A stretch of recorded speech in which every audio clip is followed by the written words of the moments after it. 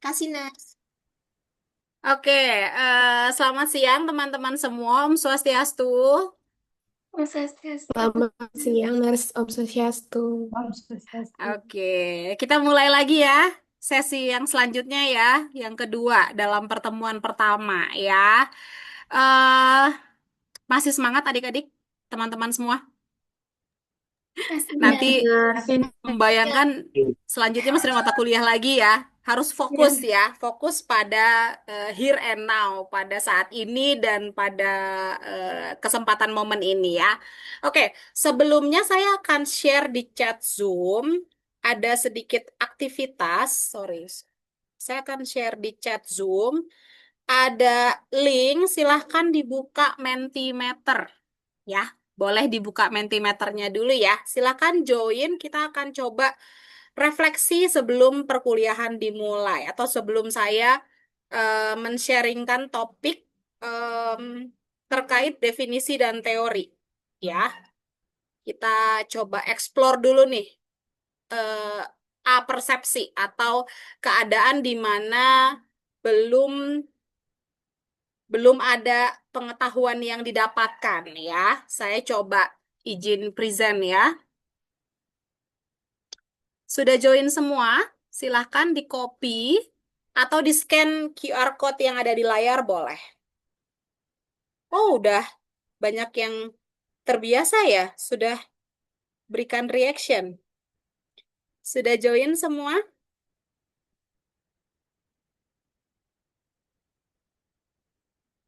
Silahkan. Baru beberapa nih. Baru,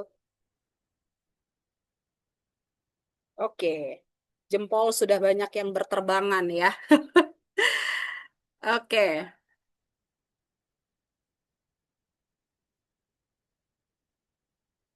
silakan.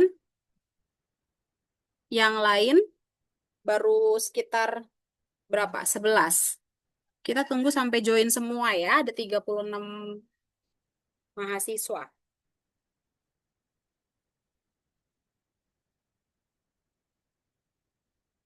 Sudah. Jadi saya akan menyebutnya ini pre-class activity ya. Suara saya terdengar jelas nggak ya? Jelas, Ners. Jelas. Nars. Oke. Oke. Sudah? Sudah join semua? Sepertinya belum semua nih. Silakan Gea, Ayu Desi Kusuma, Made Junia Puspadewi, Dini Monika Putri. Silakan join pada Mentimeter yang disediakan. Dini Monika Putri, Ayu Desi sudah.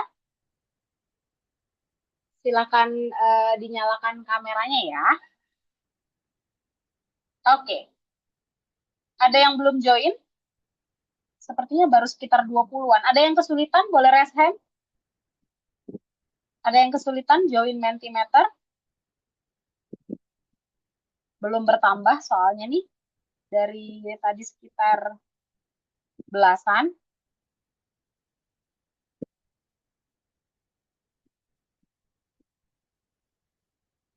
Galang sudah join, Galang?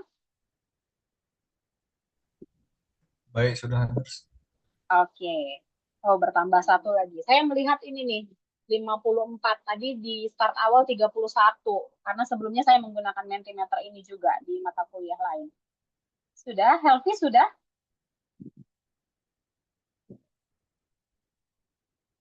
Helvi sudah?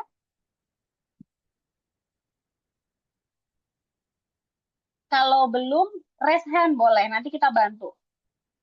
Ada yang bisa bantu jelasin. Sudah? Helvi? Udah, Sudah Nars. mendengar suara saya? Oke, mantap. Ada yang belum? Ada yang belum bisa? Saya. Made Junia, Iya, belum, Nars. coba di copy linknya, lalu kamu ke browser. Silakan. Sudah, Junia? Atau join di handphone juga bisa kalau ada dua device. Ini saya pakai handphone, Nurse, tapi belum bisa. Oh, oke. Nggak ada yang dua alat atau dua device. Kalau di handphone berarti tablet yang satu apa tab yang satunya lagi bisa dibuka. Ada yang belum? Sambil nunggu Junia, ada yang belum bisa join?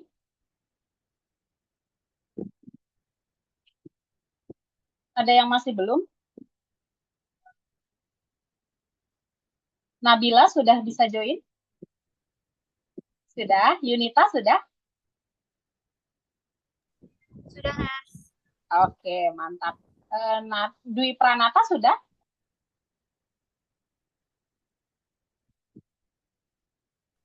Sudah, Nars. Oke. Berarti hampir semua sudah ya? Gea sudah bisa? Siap, sudah, Nurse. Oh, oke, oke. Berarti hampir, karena nggak ada yang menjawab belum, berarti saya asumsikan sudah semua ya. Semoga sudah join semua ya. Oke, kita akan coba untuk refleksi di awal kelas ya. Kita coba yang pertama. Oke, seberapa tahu mahasiswa sekalian terkait teori keperawatan? Maaf, Nurse. Saya tampil Ya, di sana. Di saya tulisan welcome gitu. oh iya, di welcome silakan diklik, diklik lanjut. Ini udah beberapa nih. Oh, Anggun boleh diklik ke selanjutnya. Saya sudah buka. Oke, bisa Anggun sudah? Dari welcome langsung klik. Dia muncul tampilan lain atau di refresh ya, atau di refresh. Bisa, Anggun? Oke, sambil menunggu ya Anggun, ada yang sama sekali tidak tahu. Ya, 4% sama sekali tidak tahu. Oke, bertambah kemana nih gelembung-gelembungnya? Ada yang pernah baca buku keperawatan. Wow, saya bisa mulai menanyakan nih. Ya, buku keperawatan apa? Kalau boleh tahu ada yang bisa tulis di chat Zoom, buku keperawatan apa yang dibaca? Yang menjawab 6% nih dari semua mahasiswa nih. Ada yang menjawab buku keperawatan atau pernah sekilas mendengar dari saudara? Oke, ada lagi. Saya pernah belajar SMK Kesehatan. Saya ingat waktu perkenalan ada satu ya, sepertinya ya, atau mungkin ada lebih dari satu ya. Saya tahu dari internet. Oke, ada yang bisa open mic dong atau kasih pendapat? Internetnya apa tuh yang dibaca? Tahu tentang keperawatan. Ada yang bisa kasih pendapat? Oke, di chat Zoom ada nih. Eh, oke. Niputu Inu Kirana Dewi. Saya sempat membaca, oh buku ilmu dasar keperawatan. Di luar yang tadi saya share ya. Karena itu bukan buku teori, tapi buku dasar ya, buku ilmu dasar keperawatan. Tapi memang ada isi beberapa teori ya. Terima kasih Niputu Inu Kirana Dewi ya. Ada lagi yang dari internet. Saya penasaran yang dari internet. Kira-kira dari mana taunya ya? Teori keperawatan ya. Ada yang bisa kasih pendapat yang dari internet? Ada yang jawab dari internet?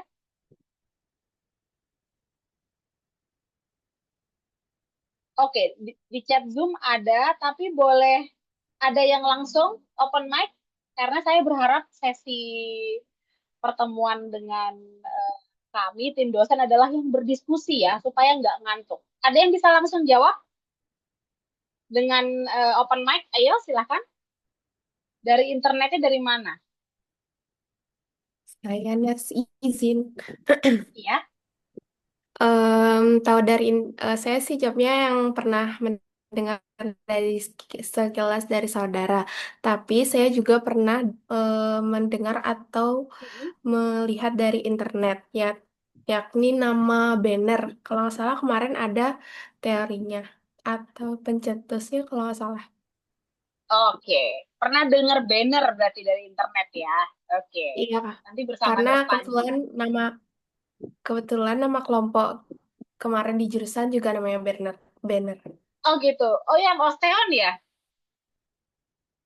Iya, Ners. Atau di jurusan tuh di apa? Di PKKMB kemarin? Kemarin. Iya, di ospek jurusannya. Oke, di ospek jurusan selain banner apa aja yang dipakai sama panitia? Apa kemarin ya? Ada yang kelompok lain boleh? Nightingale. Terima kasih Amel. Ini Nightingale, Nurse. oke. Adiska. Ya, Oke, Devika. Nightingale dan Juga Watson. Saroy Nurse. Watson. Roy, Ada oke. Pepper. Wastoners. Apa? Jasa kayu? Waston. Waston Watson. atau Watson? Watson. Watson Maaf, ya, Nars. Watson. Ya. Nggak apa-apa, Desa Ayu. Namanya juga baru pertama mengenal ya. Oh, berarti saya harusnya bikin opsi ya dari ospek jurusan. Rasanya panitia tersebut cukup unik ya. Dia memberikan nama-nama teoris keperawatan ya. Mungkin panitia yang dari tahun 2024, mahasiswa angkatan 2024, terinspirasi ya dari nama-nama teoris ya. Oke, berarti dari ospek jurusan tadi, dari internet ya, juga karena mungkin dari saudara ya, ada saudara yang nakes ya. Tapi saya penasaran, yang dari saudara nakes, emang dibahas teori keperawatan oleh saudaranya? Ada yang bisa kasih komen? Ada yang ngebahas? Saya penasaran nih, karena teori keperawatan tuh jarang sekali dibicarakan. Ada yang dari saudaranya? Ada? Ada yang kasih pengalamannya, yang menjawab pernah mendengar sekilas dari saudara? Izin menjawab, Nars. Iya, Healthy. Silakan Healthy. Eh, Dibahasnya ketika waktu setelah lulus masuk ke perawatan, Nars, baru saya menanyakan kepada saudara saya, apa saja sih yang biasanya dipelajarin untuk basic awal masuk ke dalam jadi mahasiswa keperawatan. Ya terus kakak saya ngasih tahu Nars kalau biasanya itu yang paling awal itu pengalaman dia dulu itu bakal dibahas tentang 9 teori keperawatannya dan 2 konsep dasarnya Nars. Terima kasih Nars. Oke, terima kasih Healthy. Kalau boleh tahu kakakmu itu S1 keperawatannya angkatan tahun berapa? Boleh saya tahu Healthy?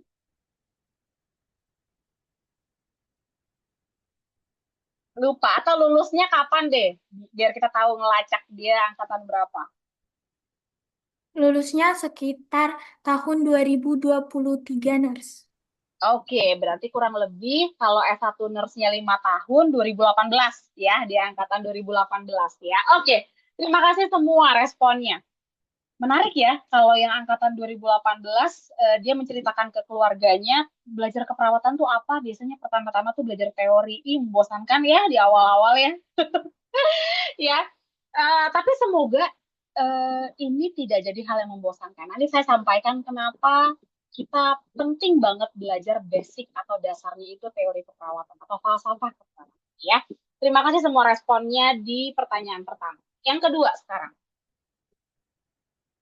Oke, sebentar. Saya next slide.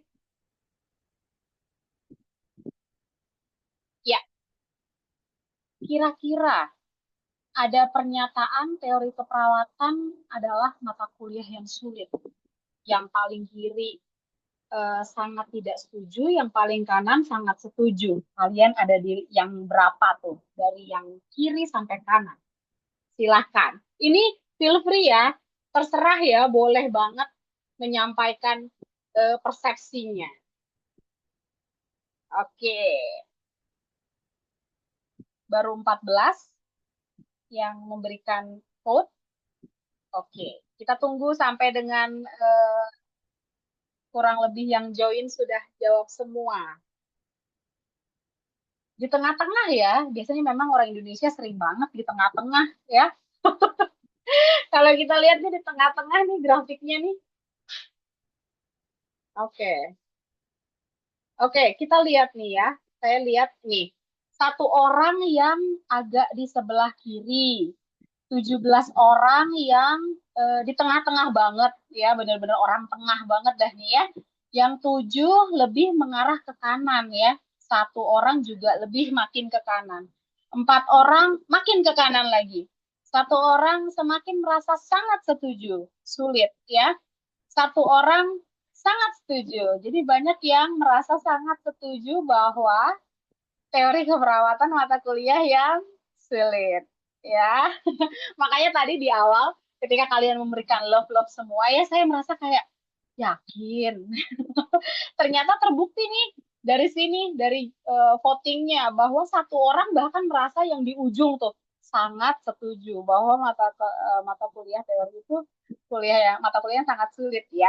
Kalau yang di tengah-tengah ya ada 20-an orang lah ya. Oke, kita coba buat ini lebih menarik ya. Makanya tadi saya coba beberapa hari ini saya mencoba untuk bagaimana ya caranya supaya teori dan falsafah keperawatan itu dianggap menyenangkan gitu ya. Meskipun memang teori-teori yang dibahas itu cukup rumit. Ada mungkin yang rumit, tapi ada juga yang sangat bermanfaat ternyata untuk bidang keperawatan ya, untuk seorang perawat ya. Oke, jadi finalnya adalah 5,8. Saya penasaran nih yang jawab satu ini nih. Tapi saya menghargai pendapat. Saya nggak nanya siapa yang jawab satu di sini ya. Sangat setuju ya. Oke. Tapi yang satu paling kiri juga menarik nih. Yang paling merasa sangat tidak setuju. Agak melenceng ke sangat tidak setuju. Saya juga penasaran ya. Tapi saya tidak akan menanyakan. Tenang aja ya. Oke. Lalu yang ketiga. Kira-kira topik apa yang dirasa akan paling menyenangkan? Kebetulan kalian kan di Osteon ternyata kelompok-kelompoknya adalah nama-nama pencetus teori keperawatan ya. Mungkin sudah baca teorinya. Kira-kira apa nih yang paling menyenangkan menurut kalian? Boleh? Ini isian singkat, jadi silahkan diisi saja. Wow, oke. Oh, bannernya biasa aja ya, R-nya banyak banget ya. Aduh. Atau jangan-jangan kelompok-kelompoknya sendiri nih ya yang jawab ya. Oke. Menarik, menarik. Peplau. Oke, banyak yang suka Peplau juga ya. Nightingale, Peplau. Oke, Roy ada cukup banyak. Watson cuma lumayan banyak. Banner, wah, Nurse Panji nanti akan menjelaskan banner dengan sangat baik karena kebetulan juga memang ada penelitian beliau yang pakainya teori banner ya. Oke, Watson. Oh ya, sekedar info ya, Jane Watson itu beliau masih hidup ya. Banyak teori-teori keperawatan, teoris. Kalau saya bilang teoris artinya pencetusnya ya. Si orangnya tersebut, teorinya adalah teorinya ya. Jadi Watson itu salah satu nursing theorist atau pencetus teori keperawatan yang masih hidup. Dia sempat conference di Unpad 2000, saya lupa, 2023 kalau nggak salah. Dia sempat hadir di nursing conference di Unpad. Jadi ada beberapa teoris keperawatan yang masih hidup. Salah satunya Watson, ya.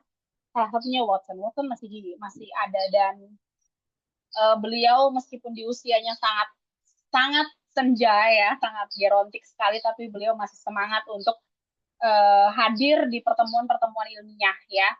Mungkin nanti kalian ada kesempatan untuk bisa mengikuti secara daring, mungkin kalau beliau ada datang ke salah satu nursing conference atau konferensi keperawatan di UNIF di Indonesia ya, dimanapun itu mungkin kalian berkesempatan ya untuk melihat beliau langsung ya.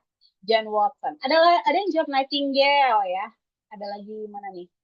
B for banner. Wow. Ini banner garis keras nih. Banyak banner. Oke, terima kasih. Ada yang Peplau, ada yang Watson, ada yang Roy. Sepertinya ada yang nggak dipilih ya, saya rasa. Ada yang nggak dipilih nih? Orem ya, Orem, Kolkaba. Kayaknya Kolkaba nggak muncul. Oke, nggak apa-apa. It's okay banget ya. Thank you banget responnya ya. Thank you banget responnya. Semoga menyenangkan ya, sesuai dengan kelompok masing-masing di Osteon ya. Oke, selanjutnya, sorry. Apakah ada pertanyaan? Apakah ada pertanyaan? Oke, rasanya mungkin kita berlanjut dengan diskusi ya. Atau ada pertanyaan nggak? Boleh, silakan diketikkan kalau mau bertanya. Yang no name ya, tidak ada penanyanya. Silakan. Oke, sepertinya langsung didiskusi aja ya. Oke. Terima kasih semua responnya luar biasa ya. Saya penasaran tuh panitia, menarik sekali dia memperkenalkan nama-nama pencetus teori keperawatan ya, dijadikan nama kelompok ya. Jadi ada banner garis keras tadi kayaknya ya. Ada Watson juga ya, ada Kalisaro garis keras juga. Oke, saya izin share ya. Oke, saya izin share untuk slide saya.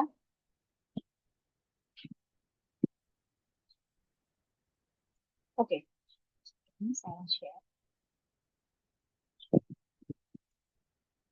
Ya. Oke,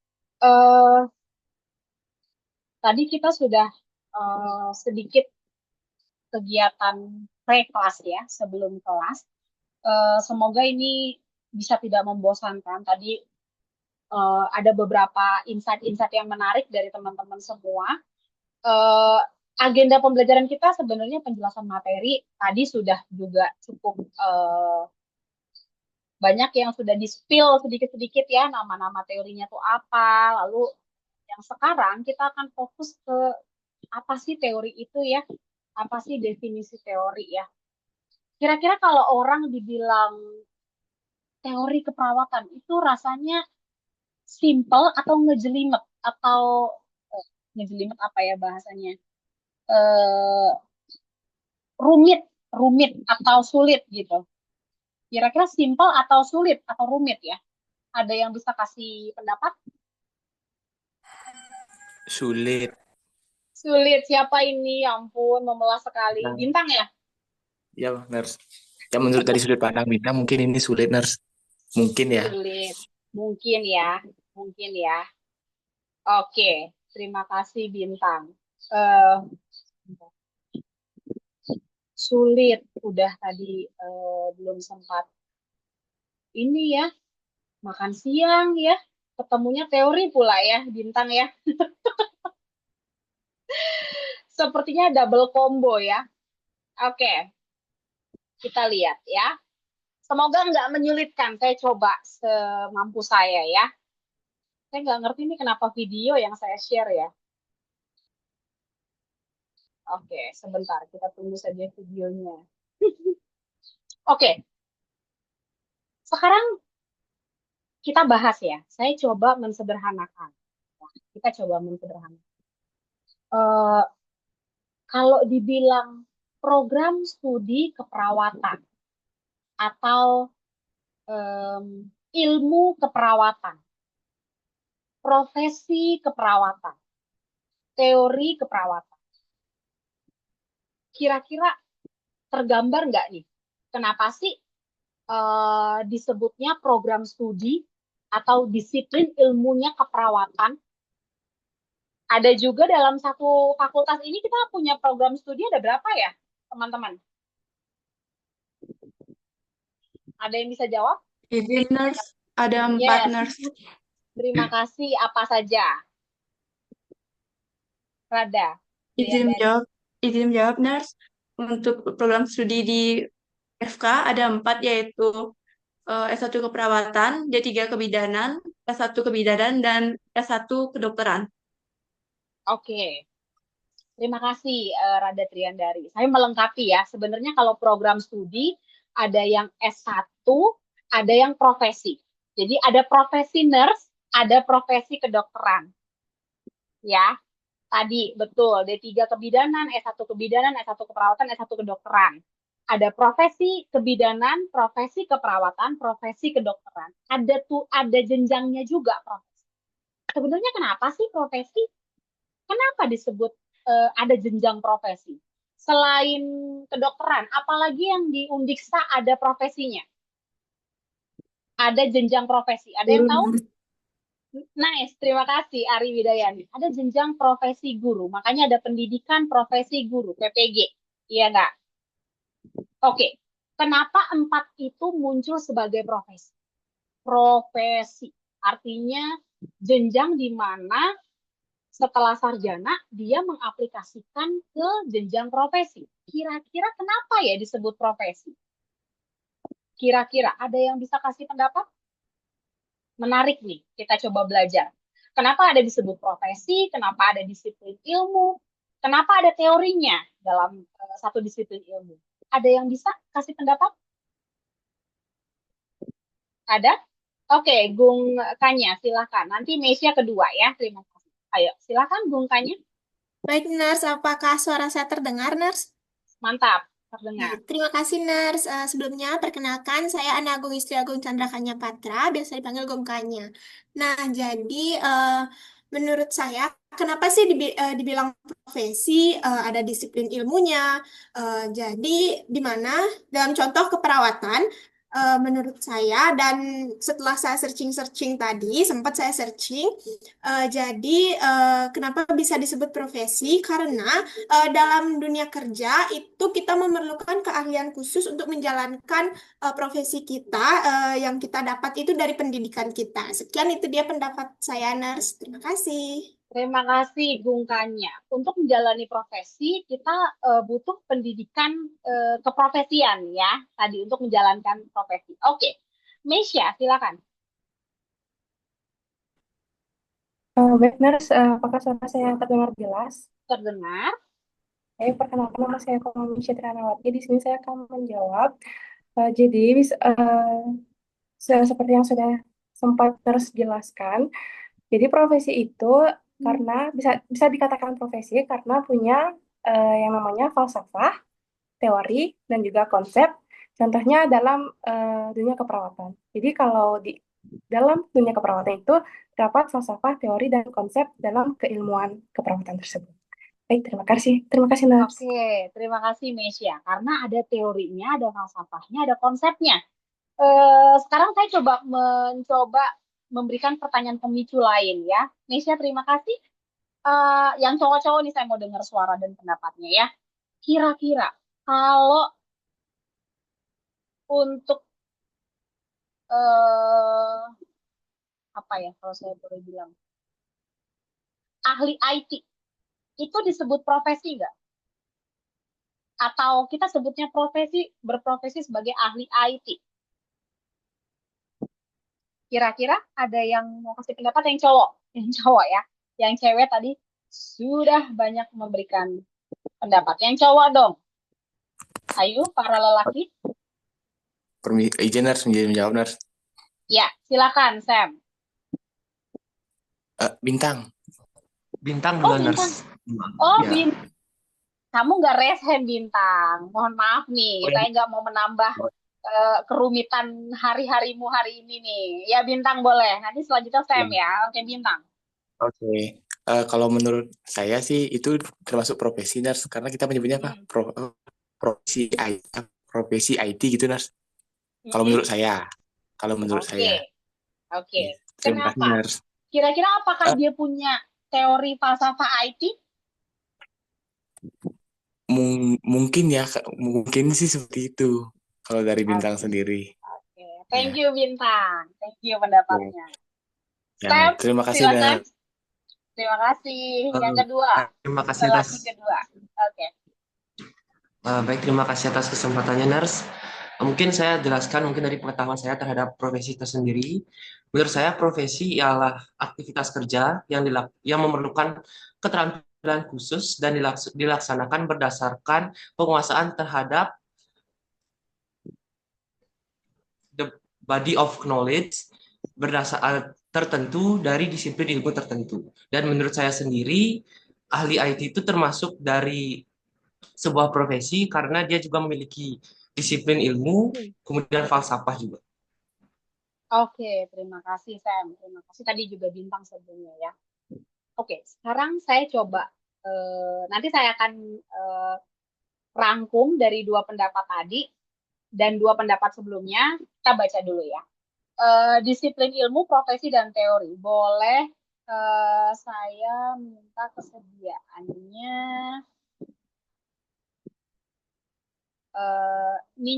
sorry. Devina Febriani. Boleh bantu saya membacakan, maaf ini dalam bahasa Inggris nggak apa-apa ya, untuk disiplin sama profession. Boleh tolong dibaca? Baik, izin membacakan, Nurse.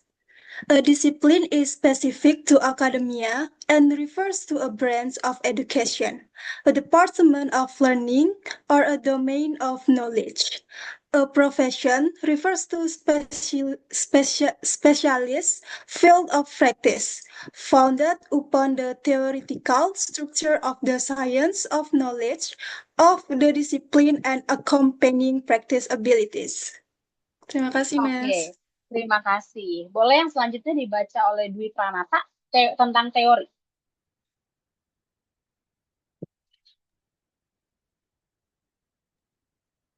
Izin Nurse yang di bawahnya ya. Iya. The stories used by members of a profession clarify assumption and facts shared by its member and defend the nature, outcome, and purpose of practice. Terima kasih Dwi Pranata ya. Oke, disiplin ilmu itu spesifik, ranting pendidikannya spesifik. Jadi kalau nanti kalian kita belajar ya dunia kesehatan, rantingnya lagi ada kedokteran, keperawatan, kebidanan. Jadi spesifik tuh ya, spesifik. Lalu jenjangnya di kebidanan ada jenjang D3, S1, dan profesi kebidanan. Keperawatan ada S1. Sebenarnya di institusi lain ada yang masih D3 keperawatan ya, meskipun tidak banyak. Ada D3 keperawatan, ada S1 keperawatan, ada profesi keperawatan, jangan salah, masih banyak. Ada magister keperawatan, ada spesialis keperawatan, ada doktoral keperawatan. Jadi rentang disiplin ilmunya tuh bercabang dari dunia kesehatan. Ada cabang-cabangnya lagi. Dari cabang-cabangnya itu ada jenjangnya lagi. Dari mulai D3 sampai S3. Untuk kedokteran juga sama. Dari mulai S1, kedokteran nggak ada D3-nya ya. Dari S1 sampai dengan doktoral, S3. Lalu juga kebidanan juga setahu saya ada. Mungkin saya kurang bisa dengan detail, tapi setahu saya ada. Dari jenjang D3 sampai ke S2 dan S3-nya juga ada untuk disiplin ilmunya kebidanan ya. Itu juga ada. Nah, artinya kalau satu disiplin ilmu itu ada jenjangnya dan bedanya apa sih profesi? Profesi itu dia spesifik, punya teori, punya body of knowledge atau batang keilmuan. Jadi dia itu berbeda dengan yang lain. Misalnya, profesi keperawatan berbeda dengan profesi guru. Itu pasti berbeda total. Profesi advokat, tahu ya advokat ya, bidang ilmunya hukum ya, itu berbeda dengan profesi keperawatan atau kedokteran. Jadi sangat spesifik. Ada teori, ada prakteknya. Jadi bisa mengaplikasikan teorinya. Ya. Kalau tadi lebih detailnya lagi ya. Kalau profesi biasanya dia ada satu himpunan profesinya. Misalnya, pernah dengar istilah PPNI? Ada yang pernah dengar PPNI? Belum? Oke. Ada, Mesya? Apa kepanjangannya? Kepanjangannya tahu, Mesya? Kepanjangannya Misha tidak tahu, tapi itu PPNI itu adalah komunitas di keperawatan gitu, Nurse. Oke, terima kasih. PPNI itu adalah himpunan perawat. Himpunan perawat profesional. Himpunan, saya jadi lupa. PPNI, Perawat Profesional Nasional Indonesia. Ya, coba search ya. Saya kok jadi ini. Kalau kedokteran punya IDI, Ikatan Dokter Indonesia. Itu namanya organisasi profesi. Mungkin nanti Bu Dewi Tarini ya, yang dosen pengampu nanti etika profesionalisme, beliau adalah Ketua PPNI Kabupaten Buleleng. Ya, saya perkenalkan beliau. Nanti juga beliau akan memperkenalkan diri. Beliau adalah salah satu pengurus PPNI Kabupaten Buleleng dan ketuanya kebetulan. Ya, jadi nanti itu akan jelas tuh. Atau ahli gizi. Ahli gizi juga termasuk profesi. Kenapa? Dia punya himpunannya sendiri. Himpunan sendiri.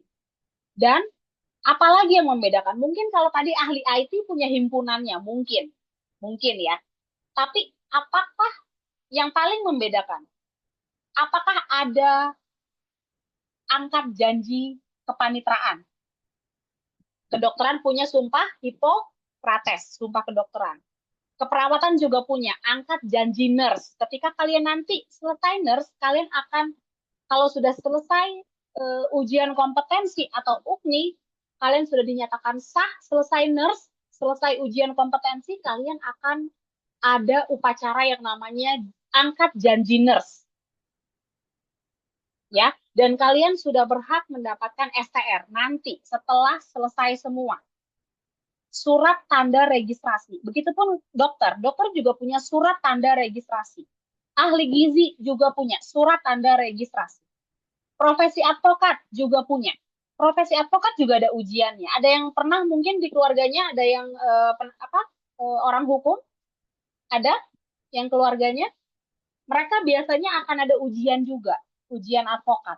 Nah, itu juga ada surat registrasi advokatnya dari himpunan atau organisasi profesi.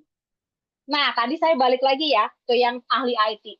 Mungkin setahu saya ahli IT tidak punya organisasi profesi. Ya, perhimpunan IT gitu setahu saya tidak. Karena banyak orang nih misalnya belajarnya biologi misalnya ya. Terus dia berkecimpung di dunia IT. Lalu lama-lama dia mengambil pasca sarjananya IT misalnya, teknologi informasi. Tapi semua orang dari bidang ilmu manapun bisa belajar teknologi informasi. Saya balik.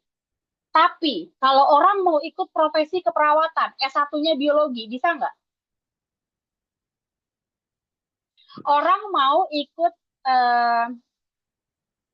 pendidikan profesi guru, tapi S1-nya bukan guru, bisa nggak? Jadi tahu bedanya ya.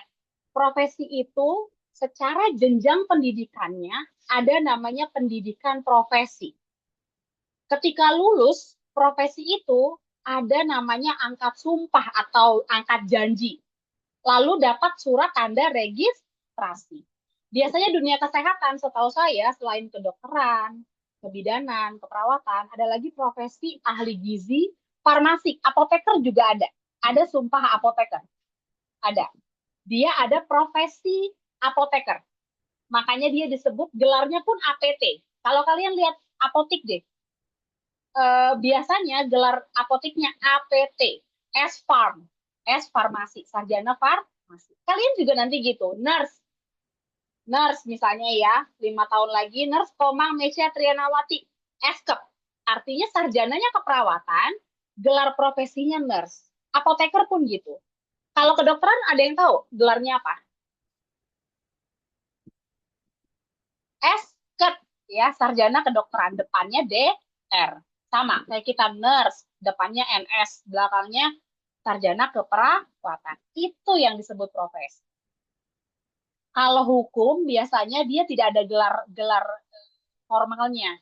Tapi kalau dia SH, dia sudah punya surat registrasi advokat, dia udah juga masuk ke organisasi profesi, sudah punya surat tanda registrasi.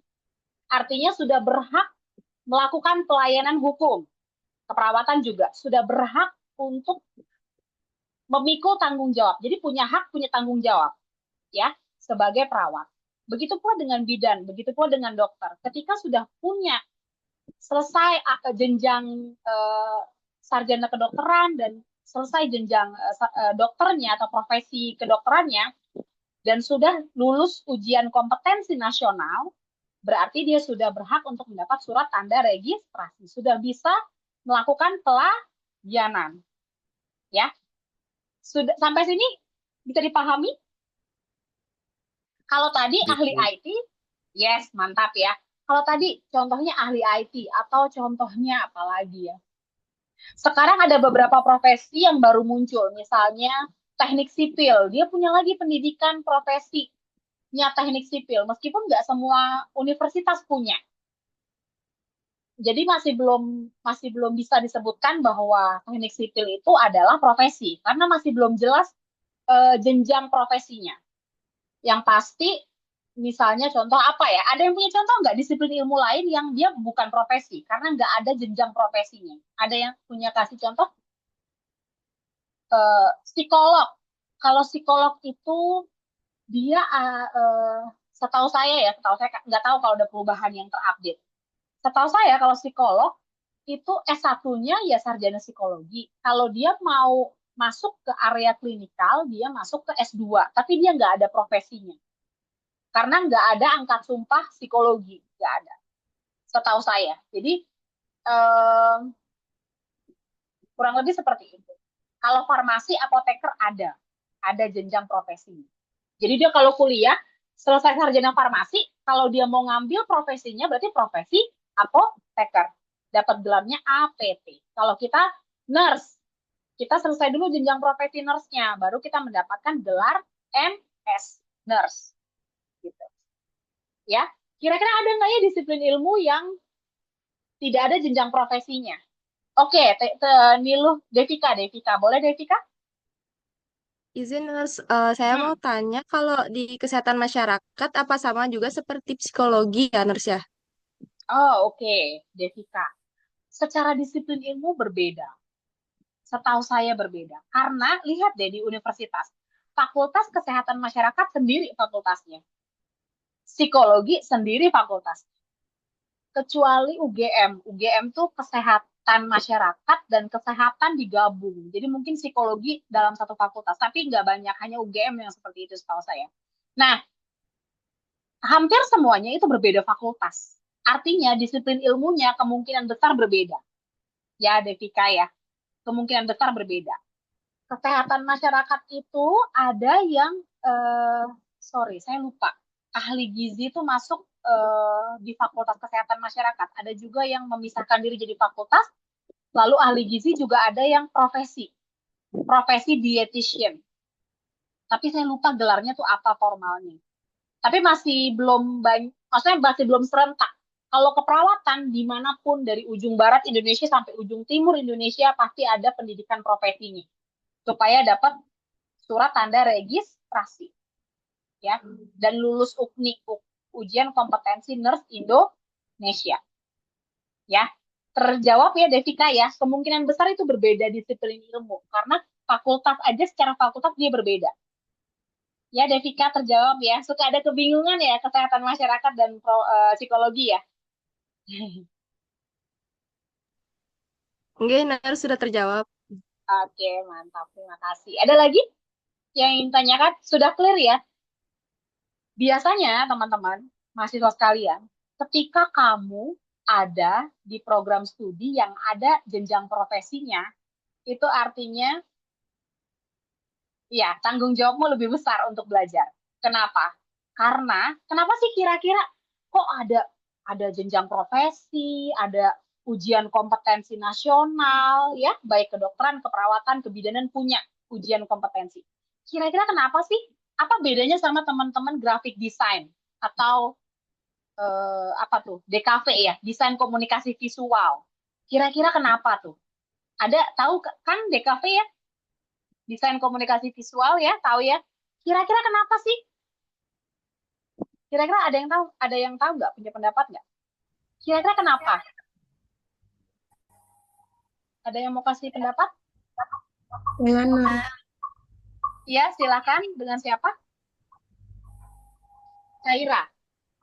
Oke, silakan. Oh, Rada Triandari. Oke, silakan. Rada.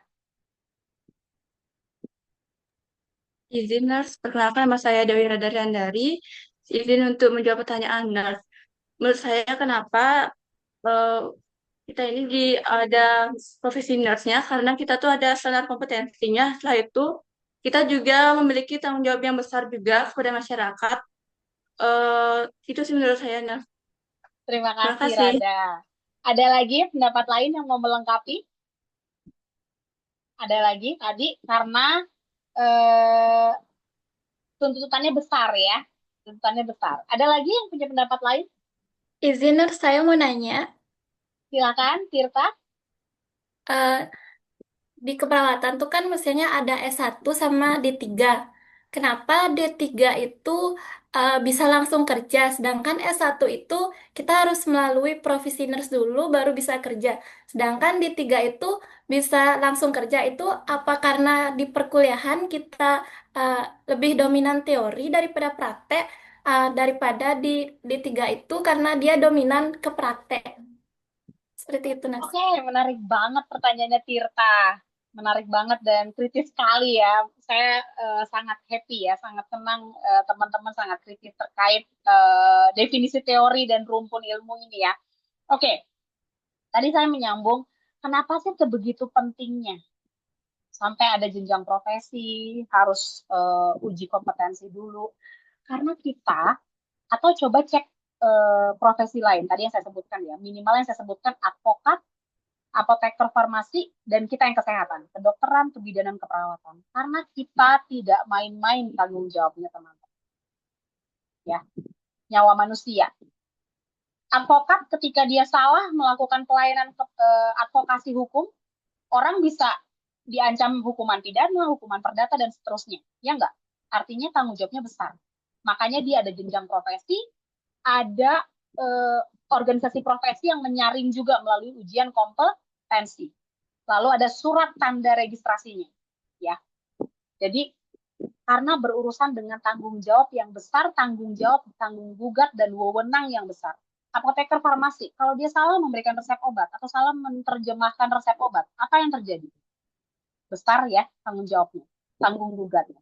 That's why profesi-profesi yang tadi saya sebutkan itu sangat memiliki disiplin ilmu yang jelas, batang ilmunya, body of knowledge-nya.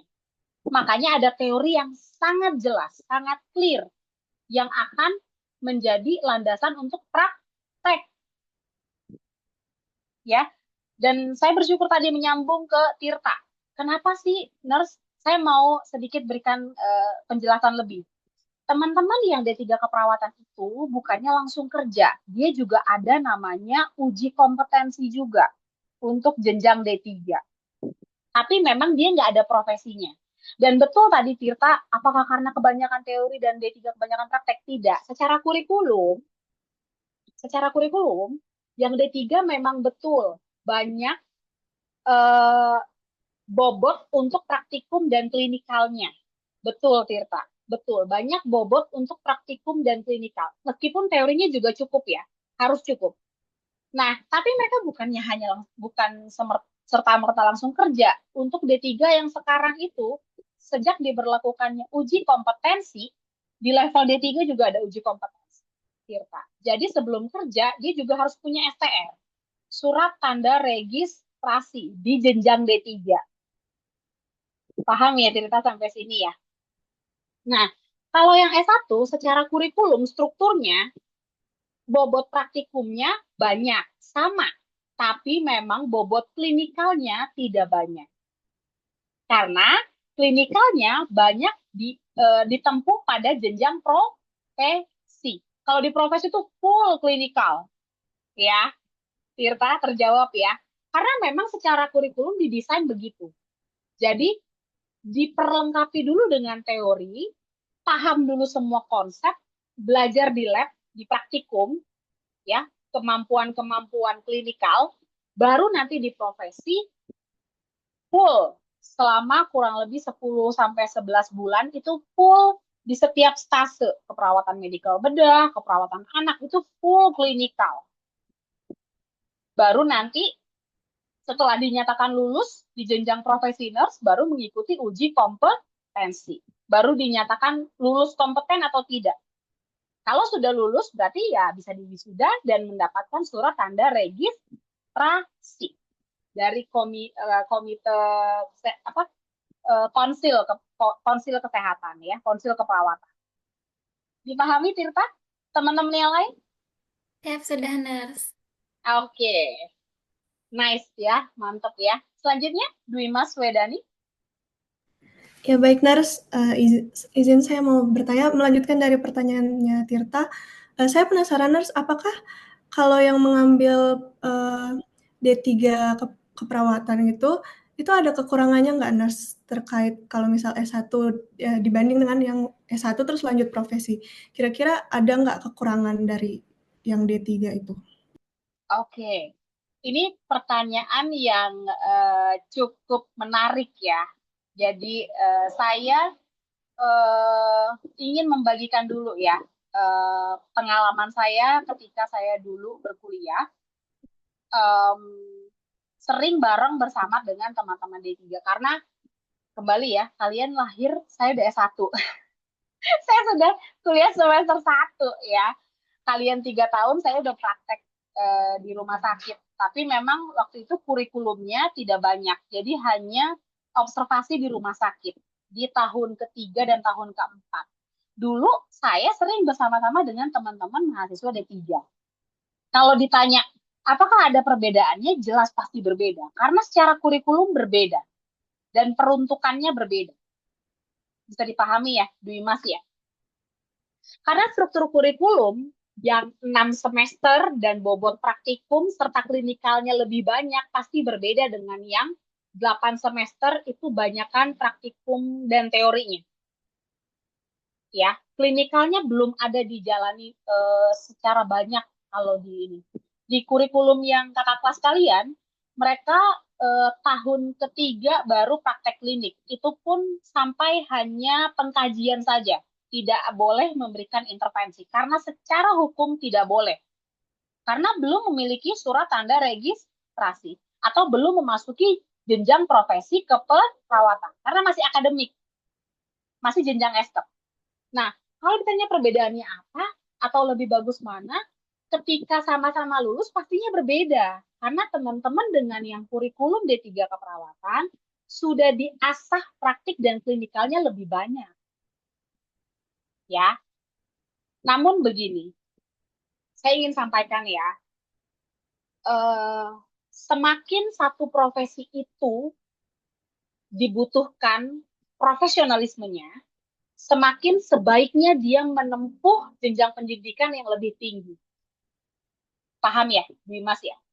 Ketika teman-teman mungkin yang sekarang masih punya teman-teman yang di jenjang D3, sebaiknya di-encourage atau diberi semangat untuk melanjutkan ke jenjang yang selanjutnya.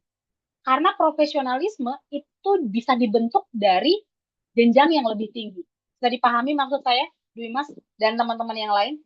Ya? Siap, bisa, Nurse. Ya, seperti itu. Dan sekarang tuntutan akreditasi rumah sakit, tuntutan dari rumah sakit kan punya akreditasi nih, standar akreditasi. Semakin tahun, standar akreditasi semakin menghendaki perawat-perawat di klinisi atau di layanan praktik itu semakin tinggi jenjangnya. Kalau bisa minimal S1 keperawatan nurse, S1 nurse. Karena secara konsep dan secara pemahaman teoritisnya harusnya bisa memperbaiki praktiknya. Paham ya? Paham ya? Karena ketika praktik tanpa dilandasi teori dan konsep, itu lebih banyak kekurangan. Untuk tuntutan zaman sekarang ya, zaman pasien, masyarakat, kamu semua, kita semua bisa melihat informasi kesehatan dari handphone. Ketika kita tidak punya konsep dan teori yang matang, profesionalisme kita akan sangat berkurang. Akan sangat tidak bisa memenuhi kebutuhan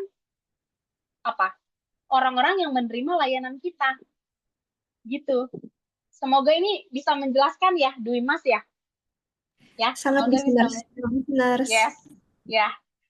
Jadi hampir sebagian besar sekarang institusi pendidikan yang masih memiliki program diploma 3 hampir banyak yang sudah convert atau naik statusnya jadi sekolah tinggi.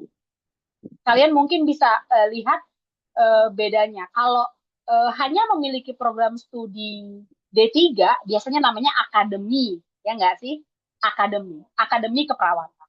Tapi ketika dia sudah punya jenjang S1 dan nurse, biasanya disebut sekolah tinggi. Dan sekarang jumlah akademi keperawatan makin sedikit karena sudah banyak yang convert, lebih naik statusnya jadi sekolah tinggi. Gitu. Ya.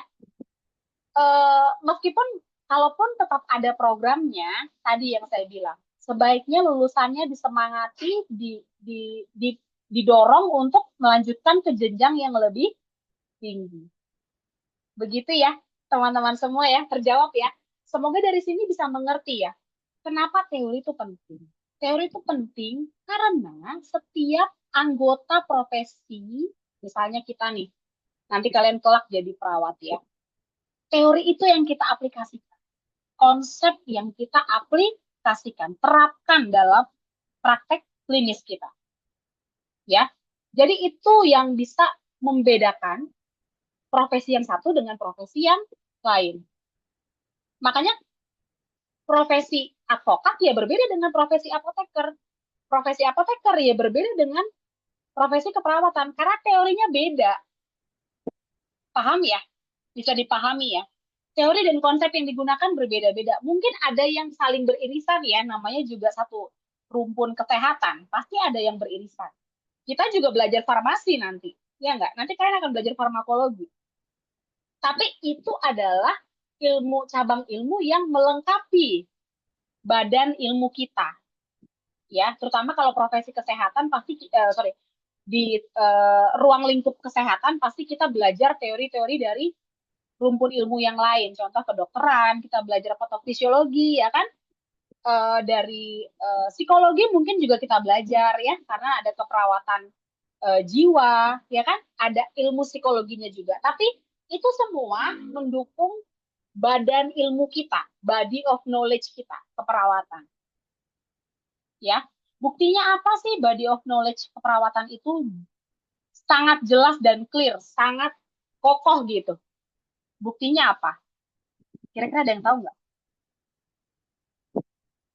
Jenjang keperawatan sudah sampai doktor. Jadi teman-teman, bidang ilmu, disiplin ilmu keperawatan itu berkembang teorinya. Karena jenjang akademisnya itu dari mulai tadi ya, diploma 3, S1, nurse, magister atau magister kesehatan, magister keperawatan, spesialis keperawatan, sampai doktor keperawatan. Jadi body of knowledge keperawatan sangat-sangat didukung dan sangat jelas. Karena bahkan jenjang studinya sampai dengan S3. Ya. Dan bukan tidak mungkin mahasiswa yang saat ini belajar teori keperawatan di semester 1, S1 bisa menempuh sampai S3. Bukan tidak mungkin. Ya. Bukan tidak mungkin. Ya. Mungkin kalian nanti bisa menjadi dokter keperawatan beberapa belas tahun ke depan. Kita nggak pernah tahu ya. Ya. Oke. Kurang lebih sih itu penjelasan terkait disiplin ilmu, profesi, dan teori. Teori itu penting. Teori konsep itu penting. Karena itu yang mendasari praktik. Ya, nanti kita bahas di selanjutnya apa sih hubungan ketiganya ya, jadi saya bahas. Oke, tadi kita belajar ya, apa saja profesi yang sudah saya sebutkan, ada yang bisa tulis di kolom chat. Profesi apa saja dari tadi saya sudah cuap-cuap. Boleh kita recap lagi apa saja profesi yang ada? Ada yang bisa tulis di kolom chat? Ada? Apa saja jenis profesi yang sudah kita bahas? Profesi nurse, thank you. Ada lagi? Dokter, nurse, bidan, advokat ya, typo ya. Nurse, bidan, apoteker, farmasi, ahli gizi. Oke, terima kasih. Profesi guru, iya benar, profesi guru.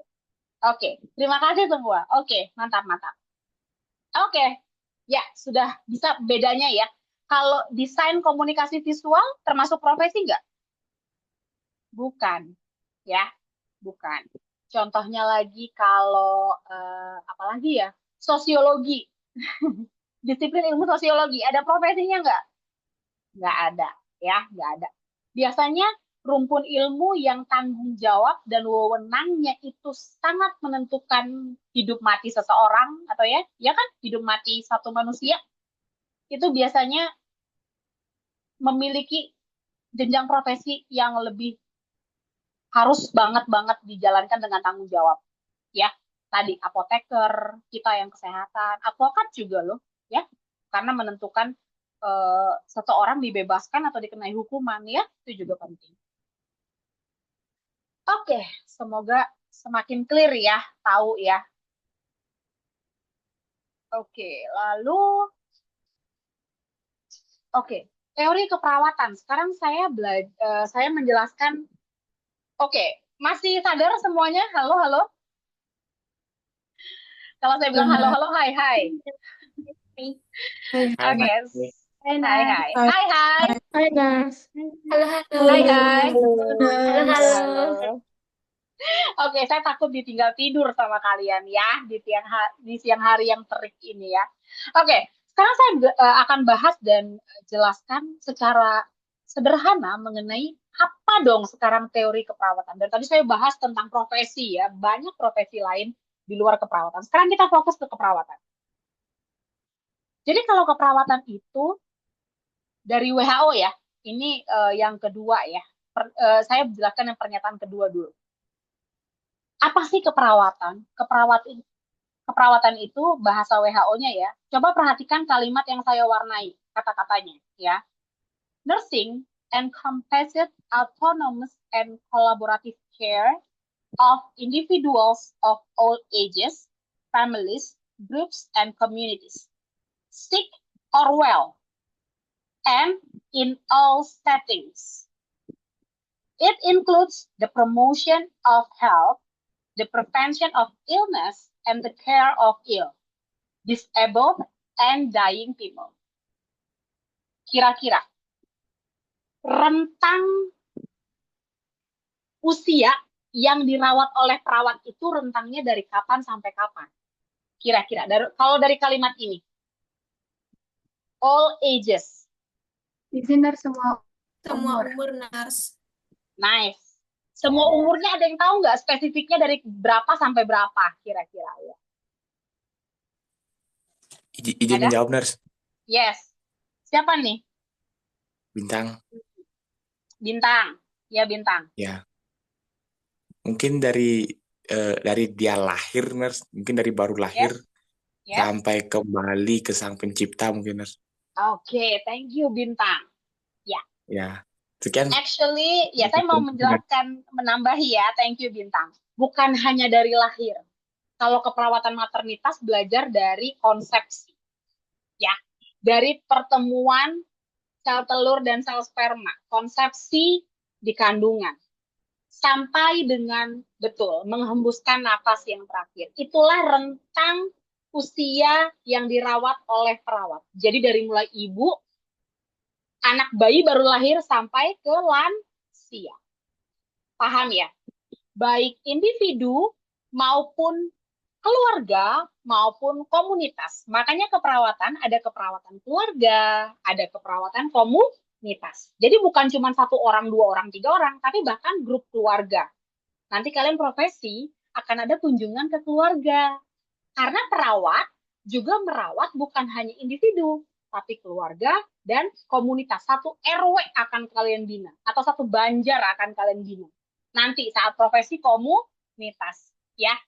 Oke. Dalam berbagai setting, artinya mau di rumah sakit, perawat ada di mana aja sih? Selain di rumah sakit, guys, ada yang tahu? Ada yang punya pendapat? Di Oke, Anissa. klinik, Mas. Di klinik. Klinik. Oke, Puskesmas, Bintang. pendidikan, Tirta, nurse. puskesmas. Di pendidikan, Rada, terima kasih. Ada lagi? Izin Ya, nurse, di kebidanan biasanya. Di bidan. kebidanan. Terima kasih. Kirana? Di home care, Mas. Home care. Oh, tahu-tahu home care nih Kirana ya. Oke, yang lain. Nurse di perusahaan. Perlu, menarik Juni. Jangan-jangan kamu mau jadi perawat perusahaan ya? Saya dulu sempat pengen jadi perawat perusahaan karena gajinya besar. Ya, ada lagi yang lain? Sekolah nurse. Sekolah, Mas. Oh, perawat di UKS ya? Ya, thank you Anggun. Ini juga Izin menjawab menarik loh. lagi, Nurse. Yes, Junia. Biasanya di tempat tambang pasti ada perawat. Yes, type. Ini juga gajinya besar. Junia kok tahu aja sih yang gajinya besar-besar nih Junia nih. Saya curiga kamu memang sudah sangat fokus ya mau menuju itu ya. Oke, ada lagi yang lain? Izin Tadi nurse di di Jompo. ya, oke, di panti jompo atau kalau boleh dibilang panti sosial ya, Tresna Werda, PSTW ya. Thank you, healthy. Ada lagi yang terlewat? Ih, mantap-mantap semua nih. Luar biasa. Anak semester 1 sudah luas pengetahuannya ya. Oke, tadi hampir semua sudah terjawab ya. Mau di rumah sakit, layanan klinik lah di rumah sakit, di klinik, lalu di puskesmas ya, puskesmas di klinik juga bisa juga di masyarakat, lalu tadi di perusahaan, di tambang ya, luas banget ya opportunity-nya ya. Nah, itulah keperawatan. Selama ada keperawatan, ada perawat, ada kliennya, dimanapun kliennya berada. Tadi home care bahkan juga, dan mungkin akan ada sesi terkait ini ya, terkait di etika profesionalisme atau di mata kuliah lain mungkin dijelaskan.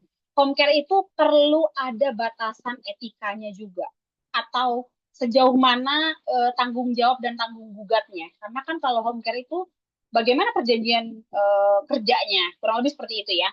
Tapi intinya keperawatan itu selama ada klien dimanapun settingannya, ya, di klinik, di rumah sakit, dimanapun tadi sudah kita bahas, itulah keperawatan, ya. Selama ada perawat dan kliennya. Dan sekarang rentangnya nih, dari mulai promosi kesehatan, dari mulai pencegahan penyakit, ya, ini kalimat yang ini ya, kalimat terakhirnya, ataupun care of ill, jadi ketika sudah sakit, atau disabled, ketika sudah memiliki keterbatasan, misalnya pasien-pasien stroke yang sudah mengalami kelumpuhan misalnya, atau orang-orang yang menjelang mamut, dying people yang sekarang. Jadi sangat luas ya rentang waktunya ya, dari mulai konsepsi atau di kandungan sampai dengan mati, dari mulai individu, keluarga sampai komunitas di berbagai tempat, sick or well, baik sehat maupun sakit. Kalau sehat perawat ngapain? Kalau kliennya sehat perawat ngapain? Dari yang ini nih, dari fungsi-fungsi yang ini nih, atau aktivitas yang di bawah ini. Kalau dalam kliennya sehat, perawat ngapain? Melakukan apa? Keperawatan. Ada yang bisa jawab? Ini nih, kuncinya nih. Sick or well. Dalam keadaan sehat maupun sakit. Kalau sehat, perawat ngapain? Diam aja gitu? Izin nurse, Yes, seperti bisa sosialisasi gitu mungkin nurse ya untuk bagi yang sehat Sosialisasi, agar mencegah seperti itu. mencegah. Yes, terima kasih Devika. Betul, promosi tepatnya ya. Promosi dan pencegahan penyakit. Itu yang dilakukan keperawatan. Jadi meskipun kliennya sehat, ya tingkatkan lagi kesehatannya. Promosi kesehatan atau pencegahan penyakit. Jadi itulah keperawatan. Lah, sekarang teorinya apa? Apa yang disebut dengan teori? Teori itu pernyataan tentang fenomena, saling terkait, menyebutkan, menjelaskan, memprediksi, dan mengendalikan. ya. Itu teori. Jadi cara menyebutkan serangkaian fenomena, tapi berupa kalimat. Sekarang coba saya kasih waktu teman-teman semua. Ada yang cari apa itu teori Watson, ada yang cari teori Banner, ada yang cari teori Roy. Boleh? Ada yang searching 3 teori ini? Kira-kira kalimat teorinya tuh apa? Boleh ada yang share? Saya Nars, kasih waktu. Ya, maaf, izin ya. mengingatkan, bukannya kita sampai jam 15.20 ya, Nars ya? 15.40. Oh iya udah lewat Tuh, 15.25 ya. Nars di chat kemarin bilang 15.20. Enggak, secara hitungan kontrak perkuliahan 15.40. Saya salah yang di chat. Dan ternyata lewat jauh ya. Oke, saya 3 ini dulu. Terima kasih Anggita. Saya akan coba selesaikan di 10 menit ya. Semoga kalian ada waktu untuk ke mata kuliah selanjutnya. Boleh? 3 teori ini? 3 teori ini? Banner, Watson, dan Roy. Ada yang bisa di kolom chat kalau udah ketemu kalimat teorinya apa? Oke.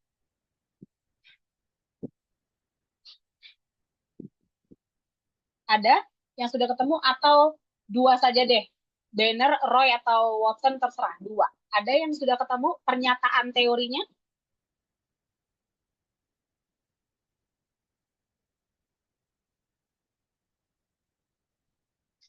Ada yang sudah ketemu?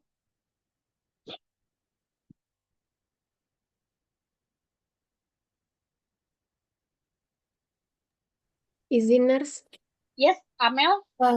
Ingin bertanya, untuk maksud dari nurse itu bagaimana teorinya? Apa yang dimaksud dengan teorinya? Bagaimana teorinya? Pernyataan teorinya Watson atau Banner atau Roy? Salah satu aja deh, biar cepat. Salah satu, ada yang sudah ketemu? Oke, ya stop. Kalista Roy, sudah. Karena supaya saya coba menjelaskan. Kalista Roy, dia mendefinisikan, saya baca dari Ayu Desi Kusuma ya, terima kasih. Model adaptasi keperawatan, itu si Kalista Roy, ya, yang memandang individu sebagai adaptif holistik yang terus-menerus berinteraksi dengan lingkungan. Terima kasih, Ayu Desi Kusuma. Kalau kita lihat deh, gambaran atau pernyataan teorinya si Roy, saya ngomong Roy aja ya, Sister Kalista Roy, karena dia memang biarawati dulunya ya. Jadi ada fenomena yang dijelaskan oleh teorinya Roy, dan dia saling menjelaskan, saling menyebutkan. Contoh, memandang individu sebagai adaptif holistik yang berinteraksi dengan lingkungan sekitar. Artinya ada individu, ada lingkungan. Dia menjelaskan hubungan ini. Nah, itu teori. Simpelnya itu teori. Dia menjelaskan, menyebutkan, memprediksi. Jadi kalau A tinggi, B turun. Kalau B turun, A tinggi. Kurang lebih seperti itu bunyi teori. Dan teori memang seperti itu tujuannya. Untuk menjelaskan fenomena. Ya, dari yang singkat ini semoga dipahami ya. Teori itu seperti apa? Dia menjelaskan, menyebutkan, memprediksi. Jadi teorinya A. Dia memprediksi kalau B-nya tinggi, C-nya turun. Itu teori. Ya, dia memprediksi, menjelaskan, menyebutkan, mencari hubungan antar komponen teorinya. Nanti kita bahas, ya. Kurang lebih seperti itu. Lalu, ya, ini yang paling banyak, teori yang paling lama itu teorinya Nightingale ya. Kurang lebih sesuai sumber yang saya dapatkan ini. Teori yang paling awal sekali tercetus di dunia keperawatan adalah teorinya Nightingale. Tahun 1859. Ini mungkin generasi buyut-buyut kita ya.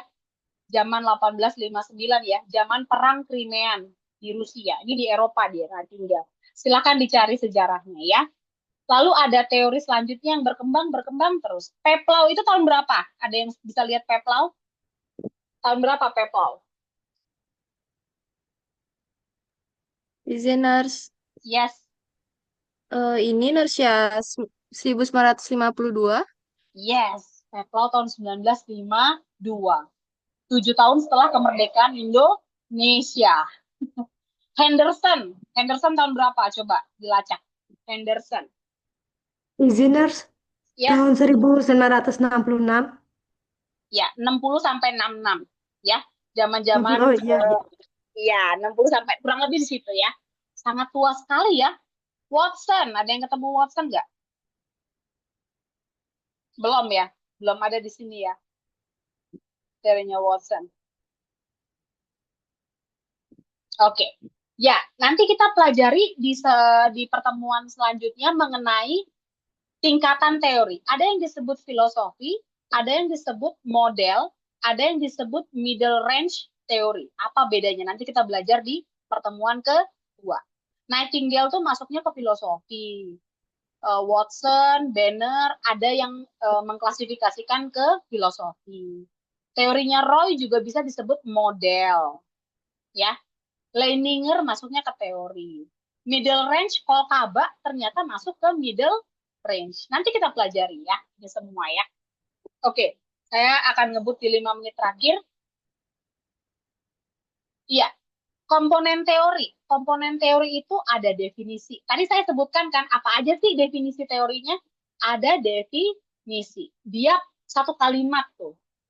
Lalu ada pernyataan relasional, menghubungkan. Tadi saya bilang, kalau manusia berinteraksi dengan lingkungan, itu yang Roy ya. Manusia berinteraksi dengan lingkungan, ada hubungan. Berarti ada hubungan antara manusia dengan lingkungan. Contoh yang tadi teori Kalista Roy. Ada urutannya atau ada linkage, ada hubungan statementnya.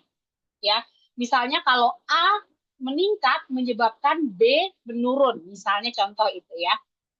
Kurang lebih seperti itu. Jadi komponen teori itu ada definisi konsep, ada pernyataan relasional, ada keterkaitan dan ordering atau urutan. Jadi ada A dulu, baru B, baru C, baru D. Itu contoh komponen teori. Nanti kita bahas pada 9 teori yang ada, ya. Oke, lalu nah, ini kita belajar pertemuan ketiga dengan Nurse Panji. Ada meta paradigma. Ada paradigma, ya. Sulit banget ya. Meta paradigma keperawatan tuh ada 4. Ada orang, person, ada lingkungan, ada kesehatan, ada keperawatan. Nanti kita belajar. Pada pertemuan ke berapa nih meta paradigma? Paradigma pertemuan ketiga. Ya. Kalau besok bukan besok, minggu depan, pertemuan kedua kita belajar tingkatan teori tadi. Middle range, teori, konsep, filosofi, itu nanti kita belajar.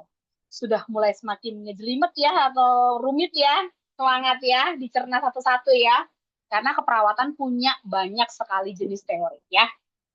Oke, terakhir, nih, saya mau menyampaikan kenapa sih teori itu penting? Karena teori itu bisa menjadi apa? Landasan untuk berpraktek. Research atau studi atau penelitian. Penelitian teori itu didapat dari penelitian. Jadi ini semua satu siklus. Jadi nanti kamu jadi perawat, kamu berpraktek. Waktu di kuliah kamu belajar teori. Iya enggak? Saat kamu praktek jadi perawat, kamu bisa juga loh meneliti, ya, ada research. Jadi Watson, Banner, Teplau, Kolkaba, dan seterusnya itu, mereka dapat dari mana teorinya? Dari penelitian. Saat mereka melakukan praktik. Makanya mereka menemukan teori. Jadi saling berhubungan ya. Praktek, teori, dan satu lagi apa? Satu lagi apa? Penelitian. Yes. Jadi itu adalah trias yang tidak bisa dipisahkan. Ya. Seperti ini slide terakhir. Iya. Oke, referensi saya dari sini, ya, dari buku Eligut. Nanti kalau ada yang butuh, saya punya soft copy-nya, namun tidak bisa saya berikan sekaligus semua ya. Saya bisanya memberikan per chapter aja, ya, per chapter bisanya. Oke, sampai sini ada yang masih bingung? Jadi sudah belajar ya. Tadi kita bisa belajar hal apa aja terkait definisi teori. Boleh siapa? Kita boleh. Tadi kita belajar mengenai apa aja?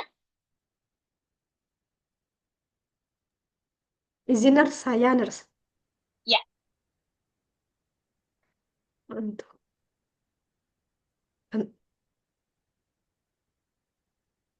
tadi kita lagi belajar tentang teori Kalistaroy. Lalu kita bentar ya nurse. Oke. Teori Kalistaroy. Tadi kita belajar tentang pernyataan teorinya ya, kita Ya, ya. nurse. Oke, Ya, lalu terima kita juga ada membahas tentang apa namanya nurse yang kalau keperawatan itu nurse gitu. Apa namanya? Profesi. Oke, kita belajar profesi ya, makanya teori itu penting karena teori Penting. melandasi praktek profesionalisme ya, praktek profesi. Oke, ada lagi satu orang lagi yang mau menyampaikan? Oke, Saira, boleh. Baik, izin rangkum penyampaian materi dari pukul 1 tadi.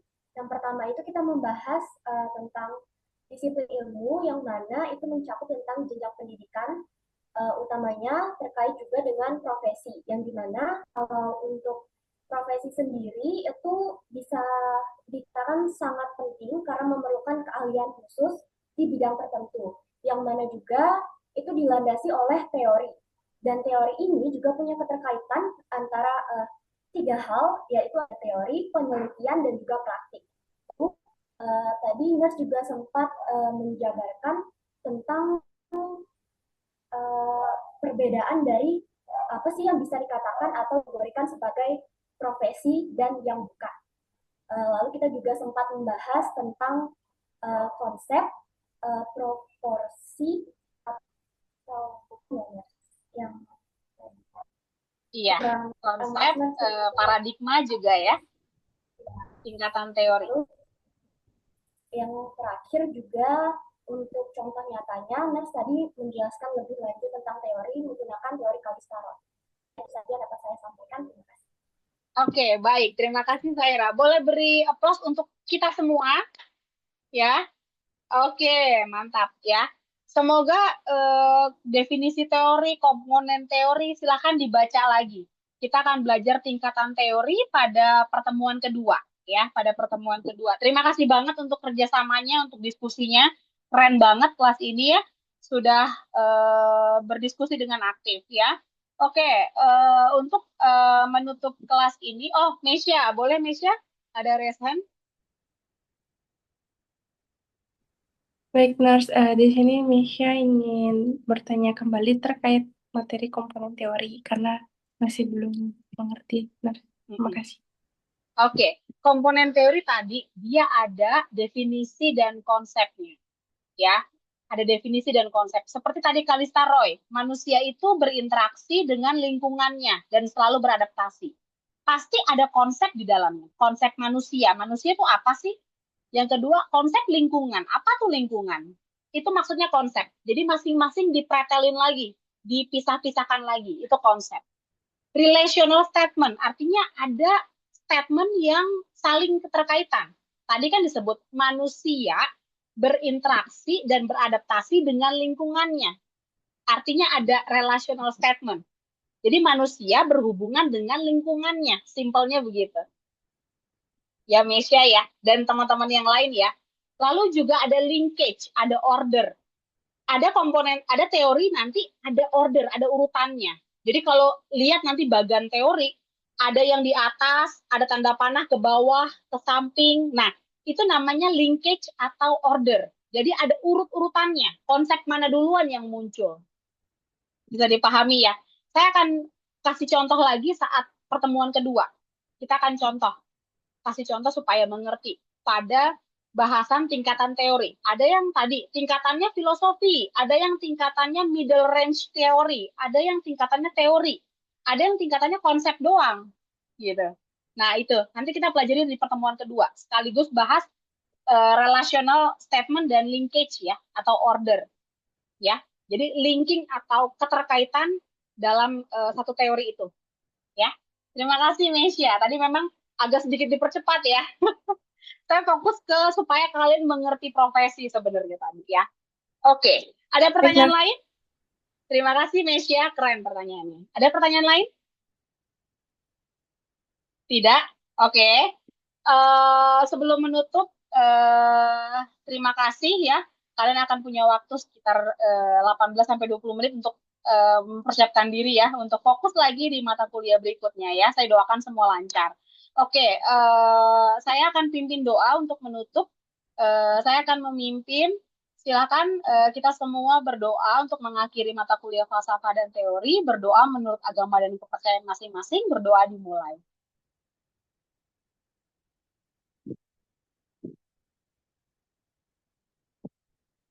Berdoa selesai dan takkan pernah selesai ya. Oke, terima kasih dan sampai jumpa di pertemuan kedua ya.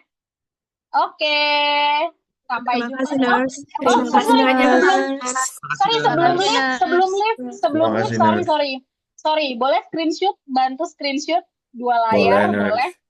Ya, kalau boleh, ya, boleh si pen atau siapa yang membantu. Kalau boleh sampai dengan tanggal di ujung laptop terbaca ya, supaya tahu. Baik, Jadi Nurse. full, Ini ya. untuk memandu gininya, screenshotnya. Yes. Di slide pertama, 1, 2, 3. Di slide kedua, 1, 2, 3. Oke, terima kasih. Sampai berjumpa ya di pertemuan kedua. Terima kasih, Terima kasih, Nurse. Sampai sore, semangat. Terima kasih, Terima kasih, Nurse. Bintang, kamu makan dulu ya, Bintang mana? Oke, sampai jumpa, saya end meeting ya. Sampai jumpa, Nurse.